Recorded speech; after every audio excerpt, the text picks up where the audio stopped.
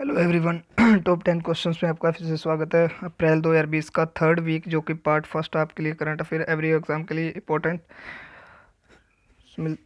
चलते हैं हम पहले क्वेश्चन की ओर। हमारा पहला क्वेश्चन आज का जो कि अप्रैल थर्ड वीक का फर्स्ट पार्ट, कौन सा रेलवे स्टेशन वॉक थ्रू मास सैनिटाइजेशन टनल स्थापित करने वाला भारत का पहला स्टेशन बन गया है? तो ये है अहमदाबाद रेलवे स्टेशन। अहमदाबाद साबरमती नदी के किनारे है, जो कि एक काफ़ी इम्पोर्टेंट शहर है। ओके। और इसमें एक चीज़ और बता दूं मैं आपको, इस गुफा में क्या होगा, जो टनल मतलब गुफा, तो इस टनल में क्या होगा, आयोडीन और कुछ गैसें निकलेगी जिससे पैसेंजर जो है अपने आप सैनिटाइज हो जाएगा। ओके।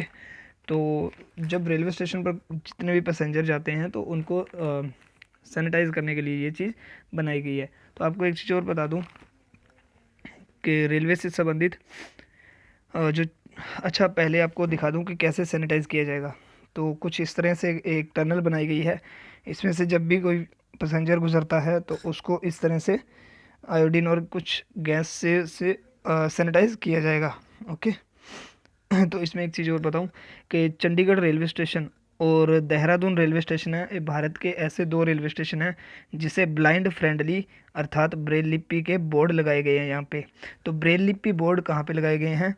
चंडीगढ़ रेलवे स्टेशन जो कि आज से लगभग 2 महीने पहले, और देहरादून रेलवे स्टेशन जो कि लगभग आज से 10 दिन पहले यहाँ पे ब्रेल लिपि के बोर्ड लगाए गए हैं।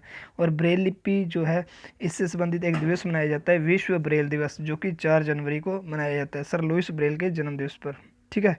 और एक और रेलवे स्टेशन से संबंधित, तो सिकंदराबाद रेलवे स्टेशन जो तेलंगाना में है, सिकंदराबाद रेलवे स्टेशन जो कि तेलंगाना में है, जहां हवा से पानी बनाने वाली मशीन मेघदूत लगाई गई है। ओके। तो ये भी नोट कर लेना, मेघदूत। तो ये तेलंगाना में लगाई गई है, तेलंगाना के सिकंदराबाद रेलवे स्टेशन। ये मेघदूत क्या करती है? हवा से पानी बनाती है।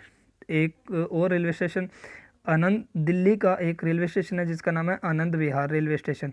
तो दिल्ली का आनंद विहार रेलवे स्टेशन, जहां एक ऐसी मशीन लगाई गई है जिस पर 180 सेकंड में 30 उठक बैठक करने पर प्लेटफॉर्म टिकट फ्री मिलेगा। ओके। और भारतीय रेलवे ने आस्क दिशा नाम का एक रोबोट भी लॉन्च किया है। और उस जो भारतीय रेलवे ने एक रोबोट लॉन्च किया उसका नाम क्या है? आस्क दिशा। ठीक है। और रेलवे बोर्ड के अध्यक्ष कौन है? VK यादव, यानी कि विनोद कुमार यादव। और रेलवे बोर्ड के चेयरमैन कौन है? जो अ, स्वतंत्र भारत के प्रथम रेल मंत्री है वो है जॉन मथई, और वर्तमान में रेल मंत्री हैं पीयूष गोयल। ओके। ये भी नोट कर लेना। और यहाँ पे एक चीज़ और बता दूँ कि भारतीय रेलवे जो है, इसने 292 दिनों में 431 रेल इंजन, जो कि लोकोमोटिव रेल इंजन का निर्माण किया है, निर्माण करके लिम्का बुक ऑफ रिकॉर्ड्स में अपना नाम दर्ज किया है। ओके। और ये किसने बनाया है? चितरंजन लोकोमोटिव वर्कस ने, CLW। ये कहाँ पे है? बंगाल में है। ओके। ये भी नोट कर लेना। नेक्स्ट है 10 अप्रैल 2020 को G20 ऊर्जा मंत्रियों की बैठक की अध्यक्षता किस देश ने की थी? तो ये की है सऊदी अरब ने, सऊदी अरब। ये बैठक कैमरे पर हुई थी, वर्चुअल हुई थी। ओके। और भारत की ओर से इसमें हमारे जो केंद्रीय मंत्री हैं धर्मेंद्र प्रधान, उन्होंने भाग लिया था। और धर्मेंद्र प्रधान किस किस के मंत्री हैं? एक तो तेल मंत्रालय, गैस मंत्रालय और स्टील मंत्रालय, यानी कि इस्पात मंत्रालय। तो ये धर्मेंद्र प्रधान इनके मंत्री हैं। ठीक है। और do not forget click the subscribe button and hit the bell icon. Please subscribe with bell icon ताकि आपको मेरा नया नोटिफिकेशन मिलता रहे।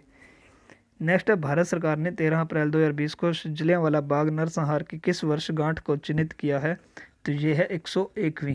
ठीक है, 101। ये जलियांवाला बाग जो कि हमारे देशभक्तों को उनकी शहादत के लिए शत शत नमन करता है, ये भी काफ़ी इम्पोर्टेंट है। नेक्स्ट है, नासा के वैज्ञानिकों ने पहली बार किस आकाशीय वस्तु पर सीधे हवा की गति मापी है? तो सीधे हवा से गति मापी है ब्राउन ड्वार्फ पर। तो ब्राउन ड्वार्फ एक भूरा बोना ग्रह है, और ये एक तारा है। ये इस तरह का कुछ दिखाई देता है। ये ब्राउन जो ड्वार्फ है, ड्वार्फ को मतलब होता है बोना। वैसे तो ये आकाशीय वस्तु में देखा जाए तो ये बोना है, लेकिन ये देखा जाए ग्रहों की कैटेगरी में, तो ग्रहों की कैटेगरी में हमारे जो 8 ग्रह हैं उनमें सबसे बड़ा ग्रह है जुपिटर। जुपिटर मतलब बृहस्पति ग्रह, ये सबसे बड़ा साइज में सबसे बड़ा ग्रह है। लेकिन ये जो ब्राउन ड्वार्फ है ये बृहस्पति ग्रह से भी बड़ा ग्रह है। ठीक है, सौरमंडल का जो सबसे बड़ा ग्रह है जुपिटर, उससे भी ये बड़ा ग्रह है ब्राउन ड्वार्फ। ठीक है, और अगर हम देखें कि सूर्य के अकॉर्डिंग सभी ग्रह लाइन वाइज, तो सूर्य के अकॉर्डिंग सूर्य के बाद आता है बुध ग्रह, फिर आता है शुक्र ग्रह, फिर पृथ्वी, नेक्स्ट मंगल, मंगल के बाद बृहस्पति, शनि, अरुण और वरुण। और इन्हें दो कैटेगरी में बांटा गया है 8 ग्रहों को, दो प्रकार की कैटेगरी, एक तो ठोसीय ग्रह और एक गैसीय ग्रह। ठोसीय ग्रह में कौन कौन से आते हैं? बुध, शुक्र, पृथ्वी, मंगल। तो बुध, शुक्र, पृथ्वी, मंगल ठोसीय ग्रह में आते हैं, और गैसीय ग्रह में बृहस्पति, शनि, अरुण, वरुण आते हैं। जो गैस से बने हैं बृहस्पति, शनि, अरुण और वरुण। ठीक है, और यहाँ पे एक चीज़ और बता दूँ, नासा जो इसमें नाम आया था स्टार्टिंग में, तो नासा जो है विश्व की सबसे बड़ी स्पेस एजेंसी है और ये अमेरिका की है। और दूसरे पर है रोसकोसमोस जो कि रूस की है, और तीसरे पर है ईसा, ESA ईसा जो कि यूरोप की है। और भारत की स्पेस एजेंसी का नाम है इसरो, ISRO इसरो, जो कि 5वें नंबर पर है। ओके, नेक्स्ट है महाविषुवत पन्ना संक्रांति को नव वर्ष के रूप में कौन सा राज्य मनाता है? तो ये मनाता है उड़ीसा, और उड़ीसा की राजधानी है भुवनेश्वर, जहाँ पे कलिंग स्टेडियम है, जो कि हॉकी का सबसे मशहूर कलिंग स्टेडियम है भुवनेश्वर, जो कि उड़ीसा की राजधानी है। और उड़ीसा में एक उत्कल दिवस भी मनाया जाता है। उत्कल दिवस जो मनाया जाता है वो 1 अप्रैल को मनाया जाता है, यानी कि उड़ीसा दिवस 1 अप्रैल को मनाया जाता है। और ये जो महाविषुवत पन्ना संक्रांति नव वर्ष है, ये किस तरह का है? जैसे पंजाब में वैसाखी मनाई जाती है, जैसे केरल में विशु त्यौहार मनाया जाता है, जैसे असम में बिहू त्यौहार मनाया जाता है, तमिलनाडु में पुथांडू, और बंगाल में पोइला बोईसाख मनाया जाता है, वैसे ही उड़ीसा में महाविषुवत पन्ना संक्रांति मनाया जाता है। ओके, नेक्स्ट, कौन सा देश नवंबर-दिसंबर 2020 में महिला और पुरुष एशियाई मुक्केबाजी चैंपियनशिप की मेज़बानी करेगा? तो ये करेगा भारत। कौन करेगा? भारत। ओके, नेक्स्ट है विरूपाक्षा मिश्रा किस बैंक के नए CEO बने हैं? CEO का मतलब होता है chief executive officer. Chief executive officer को हिंदी में बोलते हैं मुख्य कार्यकारी अधिकारी।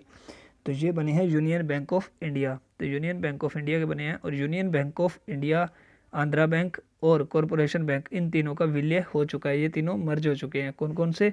Union Bank of India, Andhra bank और Corporation Bank. So please don't forget to like this video, please like ज़रूर कीजिएगा वीडियो को। नेक्स्ट है एम्स ने भारत का पहला रिमोट हेल्थ मॉनिटरिंग सिस्टम किस शहर में स्थापित किया है? तो ये किया है ऋषिकेश में। और ऋषिकेश कहाँ पे है? ऋषिकेश हरिद्वार के नज़दीक है, जो कि गंगा नदी के किनारे, और ये उत्तराखंड में है। ओके, और आज का जो आपका क्वेश्चन है, आप मुझे एम्स की फुल फॉर्म ज़रूर बताएं कमेंट बॉक्स में। ओके, एम्स की फुल फॉर्म क्या है? और यहाँ पे एक चीज़ और बता दूँ कि इससे होगा क्या, जो पहला रिमोट हेल्थ मॉनिटरिंग सिस्टम बनाया गया है, इससे डॉक्टर दूर बैठा स्क्रीन पर देखकर बता सकता है कि मरीज़ को क्या बीमारी है। ठीक है, किस तरह से, तो ये आपको बिल्कुल स्क्रीन पे देख के बता सकता है। और इसके लिए पार्टनरशिप किसने की है? तो इसके एम्स के साथ पार्टनरशिप की है भेल ने, भेल। ठीक है, तो भेल ने इसके लिए पार्टनरशिप की है। ओके, और ऋषिकेश से संबंधित एक फैक्ट बता दूं, ऋषिकेश में जो लक्ष्मण झूला है उसे अब नष्ट कर दिया गया है, और उसे नष्ट करके अब क्या किया गया है, वहाँ पे भारत का पहला ग्लास फ्लोर ब्रिज बना दिया गया है। ग्लास फ्लोर ब्रिज बना दिया गया है लक्ष्मण झूले को नष्ट करके, और कहाँ पे? गंगा नदी के ऊपर। ओके, और इसमें एक चीज़ और बता दूं कि एक IIT है, IIT रुड़की, जो कि उत्तराखंड की है, IIT रुड़की। ठीक है, इसने एम्स ऋषिकेश के सहयोग से प्राणवायु नामक का एक बहुत कम लागत वाला वेंटिलेटर विकसित किया है। ठीक है, वैसे वेंटिलेटर लगभग 5 से 6 लाख रुपए तक का होता है, लेकिन इन्होंने 25,000 का वेंटिलेटर तैयार कर दिया है। किस किस ने मिलके? IIT रुड़की उत्तराखंड ने और एम्स ऋषिकेश ने। ओके, और उस वेंटिलेटर का नाम क्या है? प्राणवायु। ठीक है, तो ये भी नोट कर लीजिए। नेक्स्ट है हमारा क्वेश्चन, दक्षिण एशिया आर्थिक फोकस रिपोर्ट किसने जारी की है? तो ये की है वर्ल्ड बैंक ने, विश्व बैंक ने। ठीक है, तो विश्व बैंक का हेडक्वार्टर कहाँ पे है? तो ये मुझे कमेंट बॉक्स में आप बताइए। ठीक है, और विश्व बैंक के हिसाब से भारत का GDP जो है, GDP इस बार कितना होगा?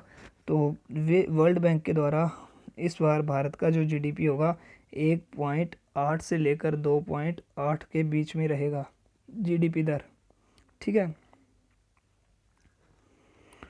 और आज का हमारा नेक्स्ट और लास्ट क्वेश्चन है वो है, केंद्र सरकार राज्य सरकारों को कर्मचारियों के काम के घंटे को 8 घंटे प्रतिदिन से कितने घंटे तक बढ़ाने के लिए अध्यादेश लाएगी? तो ये 12 घंटे तक, ठीक है। तो 12 घंटे तक ये सिस्टम भारत का श्रम मंत्रालय लाएगा। श्रम मंत्रालय यानी कि लेबर मिनिस्ट्री जो है, ठीक है। तो ये श्रम मंत्रालय लाएगा, ठीक है। और श्रम मंत्रालय जो है इसके मंत्री कौन है? संतोष कुमार गंगवार। तो श्रम मंत्रालय के जो मंत्री हैं Santosh Kumar Gangwar. Okay, so thanks for watching my video. Please subscribe my channel with bell icon ताकि आपको मेरा नोटिफिकेशन मिलता रहे। ओके, मिलते हैं नेक्स्ट वीडियो में, तब तक के लिए बाय बाय, टेक केयर।